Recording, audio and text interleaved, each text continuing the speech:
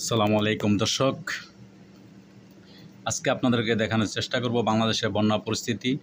আপনারা জানেন বাংলাদেশে বর্তমানে 12টা ডিস্ট্রিক্ট অলরেডি তলিয়ে গেছে। বাংলাদেশের বন্যা সর্বশেষ পরিস্থিতি, এখন পানি মোটামুটি একটু কমতে শুরু করেছে। আপনারা নিশ্চয়ই দেখতে পারছেন, বুঝতে পারছেন এই পানিগুলো সম্পূর্ণ তাদের প্রত্যেকটা ঘরবাড়ির একদম উপরের যে ছাদগুলো আছে ওগুলা পার হয়ে উপরে চলে গেছিলো, কিন্তু এখন মোটামুটি গাছগাছরা কিছু দেখা যাচ্ছে। কিন্তু ভারত থেকে পানি এখনও আসতেছে, তারা পানি এখনও আসা অব্যাহত। তবে ভারতও পানি মোটামুটি অনেকটা হ্রাস পেয়ে গেছে। আস্তে আস্তে যখন শেষ হয়ে যাবে তখন তো পানি এমনিতেই শেষ হয়ে যাবে। তবে বন্যা পরিস্থিতি এখন মোটামুটি একটু উন্নতির দিকে দর্শক, আপনাদেরকে সেইটাই বলার চেষ্টা করছি। দর্শক, বাংলাদেশে প্রায় এখন পর্যন্ত সর্বমোট 13 জন লোক মারা গেছে এই বন্যায়।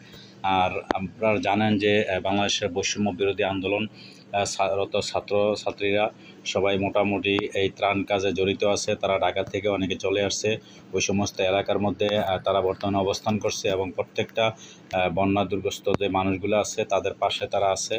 তারা মোটামুটি সব দিক দিয়ে খানা খাদ্য এটা সেটা সব কিছু দেওয়ার চেষ্টা করছে।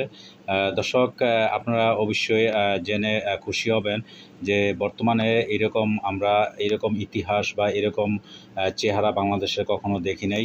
এত কঠিন একটা অবস্থানের মধ্য দিয়েও আমরা বর্তমানে বাংলাদেশের যে মানুষ যার যা কিছু আছে তা নিয়ে তারা সবাই নেমে পড়ছে। মানে কেউই এই বন্যার ব্যাপারে, মানে সহযোগিতার ব্যাপারে কেউই কোনো রকমের কৃপণতা করে নাই।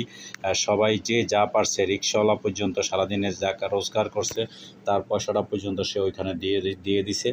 দর্শক, এটাই হচ্ছে আমাদের আন্তরিকতা, এটাই হচ্ছে আমাদের দেশপ্রেমিক, এটাই হচ্ছে আমাদের ভালোবাসা। তাই এইভাবেই যেন আমরা আজীবন চলতে পারি বা আমাদের দেশের প্রত্যেকে যেন একে অপরের সাথে যেভাবে মিলেমিশে চলাফেরা করতে পারি দর্শক, সেই চেষ্টা ইনশাল্লাহ আমরা অবশ্যই করব।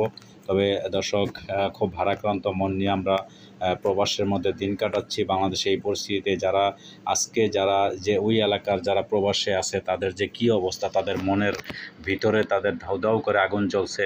মানে জীবিত থেকেও তারা এখন মৃত মানুষটা এত কষ্ট পায় না আজকে।